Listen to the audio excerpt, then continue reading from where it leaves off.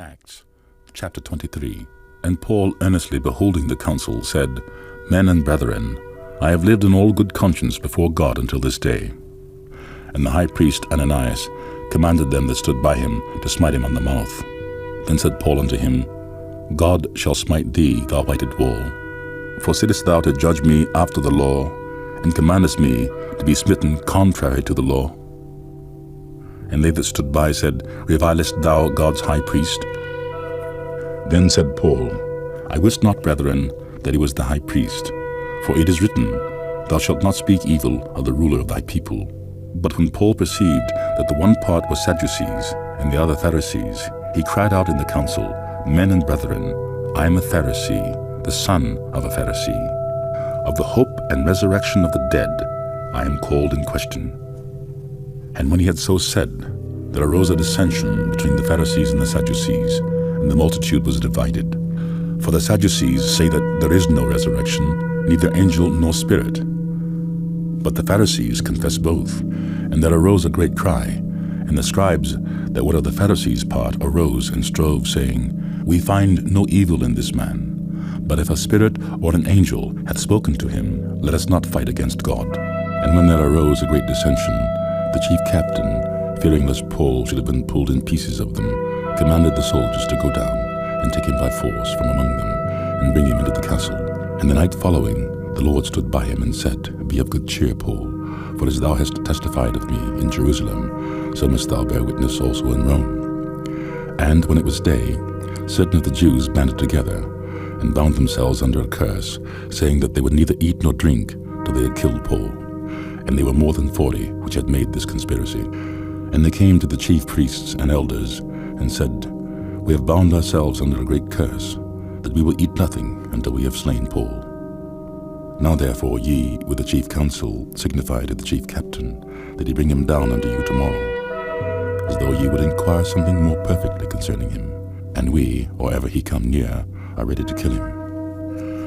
And when Paul's sister's son heard of their lying in wait, he went and entered into the castle, and told Paul. Then Paul called one of the centurions unto him, and said, Bring this young man unto the chief captain, for he hath a certain thing to tell him. So he took him, and brought him to the chief captain, and said, Paul the prisoner called me unto him, and prayed me to bring this young man unto thee, who hath something to say unto thee. Then the chief captain took him by the hand, and went with him aside privately, and asked him, What is that thou hast to tell me? And he said, The Jews have agreed to desire thee, that thou wouldst bring down Paul tomorrow into the council, as though they would inquire somewhat of him more perfectly. But do not thou yield unto them, for there lie in wait for him of them more than 40 men, which have bound themselves with an oath, that they will neither eat nor drink till they have killed him. And now are they ready, looking for a promise from thee. So the chief captain then let the young man depart, and charged him, See thou tell no man that thou hast showed these things to me.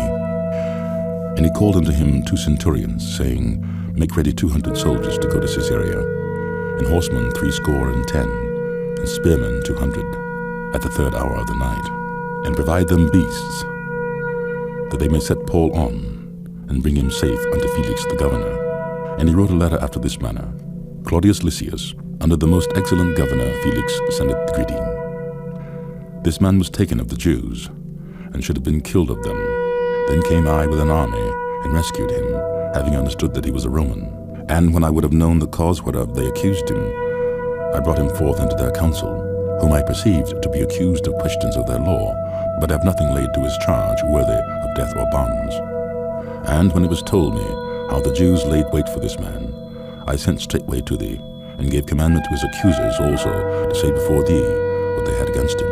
Farewell. Then the soldiers, as it was commanded them, took Paul and brought him by night to Antipatris. On the morrow they left the horsemen to go with him, and returned to the castle, who, when they came to Caesarea, and delivered the epistle to the governor, presented Paul also before him. And when the governor had read the letter, he asked of what province he was.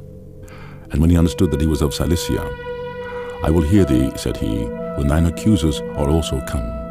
And he commanded him to be kept in Herod's judgment hall.